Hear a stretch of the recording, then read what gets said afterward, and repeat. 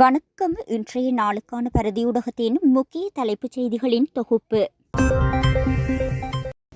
Easter ஞாயிறு பயங்கரவாத தாக்குதல்கள் தொடர்பாக முன்னாள் காவல்துறை அதிபர் சி.டி. விக்ரமரத்னவிடம் ஏராளமான தகவல்கள் இருந்திருக்கலாம் என துறைமுகங்கள் மற்றும் சிவில் விமான போக்குவரத்து அமைச்சர் அனுர கருணாதிலக்க தெரிவித்துள்ளார். சி.டி. விக்ரமரத்னவின் மரணம் குறித்து ஊடகங்களிடம் பேசிய அமைச்சர், காவல்துறை தற்போது மரணம் குறித்து விரிவான விசாரணையை நடத்தி வருவதாக தெரிவித்துள்ளார். அத்தோடு ஈஸ்டர் தாக்குதல்கள் தொடர்பான ஜனாதிபதி விசாரணை ஆணைக்குழுவின் முன்பும் அவர் முன்னிலையாகி சாட்சியம் அளித்திருந்ததை அமைச்சர் அதன் போது நினைவு கூர்ந்துள்ளார்.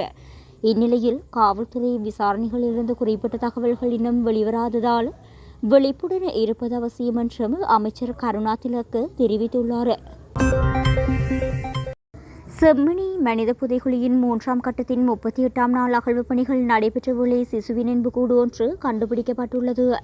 செம்மணி மனித புதைகுழியில் 3ஆம் கட்ட அகழ்வு பணிகளை 56 நாட்கள் முன்னெடுக்க நீதிமன்றம் அனுமதி வழங்கிய நிலையில் 38வது நாளான நேற்றைய தினம் திங்கட்கிழமை புதிதாக சிறுவர்கள் 2 எலும்புக்கூடுகள் உட்பட 8 எலும்புக்கூடுகள் அடையாளம் காணப்பட்டுள்ளது.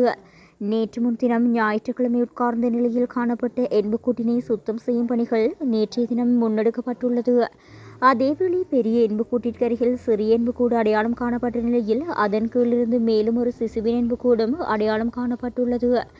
2ஆம் மற்றும் 3ஆம் கட்டம் என இதுவரையில் 92 நாட்கள் அகழ்வு பணிகள் முன்னெடுக்கப்பட்ட நிலையில் 454 எலும்புக்கூடுகள் அடையாளம் காணப்பட்டுள்ளது.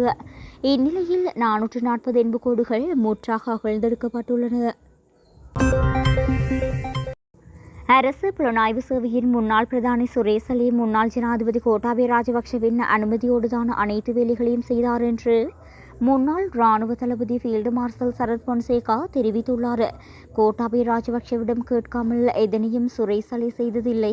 ஆரம்ப காலங்களில் சுரேஷ் அலி போன்று மேலும் சிலர் இருந்தார்கள். அவர்களுக்கு நன்றாக தமிழ் பேச தெரியும். நான் இராணுவ தளபதி ஆனதன் பின்னர் சுரேஷ் அலி எனக்கு கீழ் பணியாற்றவில்லை. சலை உள்ளிட்ட ஒரு சிலர் வழக்காக அலுவலகத்தில் இருந்து முக்கிய அறிக்கைகளை தயார்படுத்தும் வேலைகளை செய்து கொண்டிருந்தனர். சலை எனக்கு கீழ் பணியாற்றி இருக்கவில்லை. ஆனால் சலையை பற்றி நன்றாக எனக்கு தெரியும். சலை உள்ளிட்டவர்களை எனக்கு கீழிருந்து நீக்கிய பிறகு அவர்களை கோட்டாபய ராஜபக்ஷ தமக்கு கீழ் பணியாற்றுமாறு கொழும்பில் பாதுகாப்பு அமைச்சர் செயலகத்திற்கு அழைத்து கொண்டார். நான் இராணுவ தளபதி ஆனபோது சலை உள்ளிட்டவர்கள் தந்த அறிக்கையின்படி விடுதலை புலிகள் அமைப்பைச் சேர்ந்த மொத்த போராளிகள் 9000 பேர் என்று காணப்பட்டிருந்தது. எனினும் அது ஒரு தவறான அறிக்கை என்பது எனக்கு தெரியும். அந்த நேரத்தில் விடுதலை புலிகள் அமைப்பில் மொத்தம் 30,000 பேர் வரை இருந்திருக்கலாம் என நான் கணித்திருந்தேன்.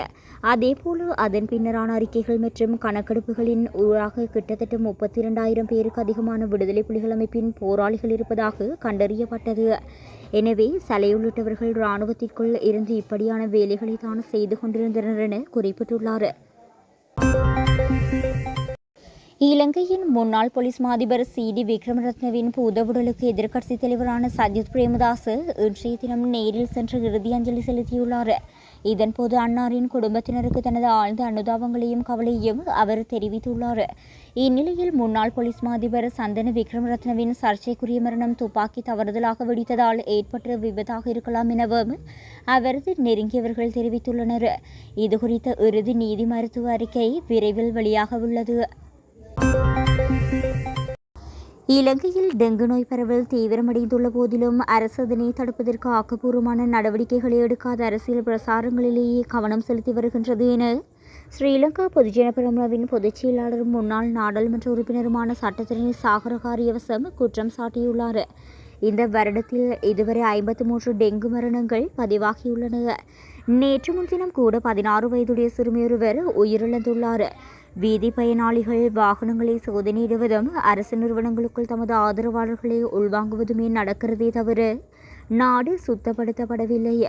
நாட்டில் இடம்பெற்று வரும் தொடர்ச்சியான மர்ம மரணங்கள் குறித்து கடும் சந்தேகத்தை வெளியிட்ட அவர், சில உயிரிழப்புகள் தற்கொலை என முன்னரே அறிவிக்கப்படுவது விந்தையாக உள்ளது என்று குறிப்பிட்டுள்ளார். முன்னாள் போலீஸ் மாதிபரின் மரணம் குறித்து செய்தி வருவதற்கு முன்பே அது தற்கொலை என போலீஸ் அதிகாரி ஒருவர் அறிவித்தமை பெரும் சந்தேகத்தை ஏற்படுத்துகின்றது.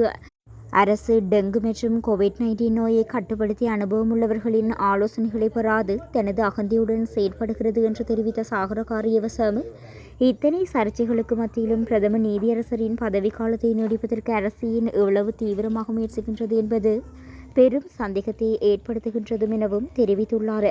அரசியல் நிகழ்ச்சி நிரல்களை தள்ளிவிட்டு மக்களின் உயிர்களை காப்பதற்காக அரசாங்கம் முன்வர வேண்டும் என்றும் அவர் வலியுறுத்தியுள்ளார். பயங்கரவாத தடை சட்டத்தின் கீழ் சுமார் 15 ஆண்டுகளாக தடுத்து வைக்கப்பட்டிருந்த தம்பையா பிரகாஷ் என்ற தமிழரசியல் கைதி 41வது வயதில் தற்போது பிணையில் விடுவிக்கப்பட்டுள்ளார். தம்பையா பிரகாஷ் 26 வயதில் பயங்கரவாத தடை சட்டத்தின் கீழ் கைது செய்யப்பட்டு 41வது வயதில் இன்று பிணையில் வெளிவந்துள்ளார். இந்த பாதிப்பின் வழியை பிணை வழங்கிய நீதிபதிகள் தமது தீர்ப்பில் சுட்டிக்காட்டியுள்ளனர். 2 லட்சம் ரூபாய் ரொக்க பிணை, 4 சரீர பிணை, கடவுச்சீட்டை ஒப்படைத்தல், 2 வாரங்களுக்கு ஒரு தடவை பயங்கரவாத எதிர்ப்பு விசாரணை பிரிவிற்கு சமூகம் அளித்தல் ஆகிய இறுக்கமான நிபந்தனைகளுடன் பிணையில் செல்வதற்கு கொழும்பு மேன்முறையீட்டு நீதிமன்றம் அனுமதி வழங்கியுள்ளது. கடந்த 2009ஆம் ஆண்டு ஆகஸ்ட் மாதம் கைது செய்யப்பட்டு பயங்கரவாத தடை சட்டத்தின் கீழ் தடுத்து வைக்கப்பட்டிருந்த தனுஷ் எனப்படும் தம்பையா பிரகாஷ் என்ற அரசியல் கைதியே இவ்வாறு பிணையில் விடுவிக்கப்பட்டுள்ளார்.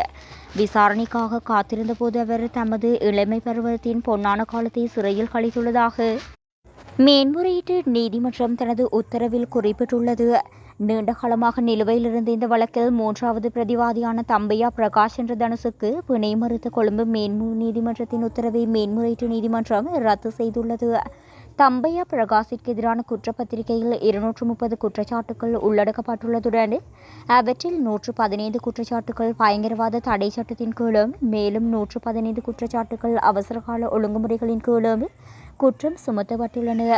விதிவிலக்கான சூழ்நிலைகளில் பிணை வழங்க நீதிமன்றங்களுக்கு அதிகாரம் அளிக்கும் வகையில் 2022ஆம் ஆண்டு பயங்கரவாத தடை சட்டத்தில் 15B என்ற திருத்தத்தை நாடாளுமன்றம் அறிமுகப்படுத்தியிருந்த போதிலும் பிணையை மறுக்கும் போது மேல் நீதிமன்றம் அந்த திருத்தத்தின் பின்னணியில் உள்ள நோக்கத்தை முறையாக கருத்தில் கொள்ள தவறிவிட்டதாக மேன்முறையீட்டு நீதிமன்றம் சுட்டிக்காட்டியுள்ளது. அதே சமயம் கடந்த காலத்தில் பயங்கரவாத தடை சட்டத்தின் கீழ் கைது செய்யப்பட்டிருந்த இளைஞர்கள் இன்று முதியவர்களாக மாறிய போதும் தொடர்ந்து சிறைச்சாலைகளில் விசாரணைகளின்றி காலத்தினை கடத்துகின்றனர். திருகோணமலை கந்தளாய் பகுதியில் ஒரு வகை நஞ்சு விதையை உட்கொண்டமையினால் சுகவீனமடைந்த பாடசாலை மாணவர்கள் பலர் வைத்தியசாலையில் அனுமதிக்கப்பட்டுள்ளனர். தரமாறில் கல்வி பயிலும் 22 மாணவர்களை இவ்வாறு வைத்தியசாலையில் அனுமதிக்கப்பட்டுள்ளதாக கந்தளாய் வைத்தியசாலையின் வைத்திய அத்தியட்சகர் ஊடகம் ஒன்றுக்கு தெரிவித்தார். ஆரம்பகட்ட சிகிச்சைகளின் பின்னர் குறித்த 22 மாணவர்களையும் திருகோணமலை பொது வைத்தியசாலைக்கு மேலதிக சிகிச்சைகளுக்காக அனுப்ப நடவடிக்கை எடுக்கப்பட்டுள்ளதாகவும் அவர் மேலும் கூறினார். கந்தளாய் பேராறு பகுதியில் தரமாறில் கல்வி கற்ற 20 மாணவர்களும் 2 மாணவிகளுமே இவ்வாறு வைத்தியசாலையில் அனுமதிக்கப்பட்டுள்ள நிலையில் சம்பவம் தொடர்பில் விரிவான விசாரணைகள் ஆரம்பிக்கப்பட்டுள்ளமை குறிப்பிடத்தக்கது. நாட்டின் கிழக்கு மாகாணத்திலும் மேலும் 5 மாவட்டங்களிலும் கடும் வெப்ப அலை நிலவும் என வளிமண்டலவியல் திணைக்களம் எச்சரிக்கை விடுத்துள்ளது. அதன்படி கிளிநொச்சி, முல்லைத்தீவு, வவுனியா, பொலனறுவை மற்றும் மொனராகலை ஆகிய மாவட்டங்களிலும் கிழக்கு மாகாணத்திலும் அதிக வெப்பநிலை நிலவக்கூடும் என அறிவிக்கப்பட்டுள்ளது. இதனால் பகல் வேளையில் மனித உடலால் உணரப்படும் வெப்பநிலையானது சில இடங்களில் கவனம் செலுத்த வேண்டிய மட்டத்திற்கு அதிகரிக்கும் என சுட்டிக்காட்டப்பட்டுள்ளது. அதற்கமைய போதுமான அளவு தண்ணீர் குடித்தல், நாளின் வெப்பமான நேரங்களில் கடுமையான வெளிப்புற செயற்பாடுகளை கட்டுப்படுத்துதல் போன்றவற்றை பின்பற்றுமாறு பொதுமக்கள் கேட்டுக் கொள்ளப்பட்டுள்ளனர்.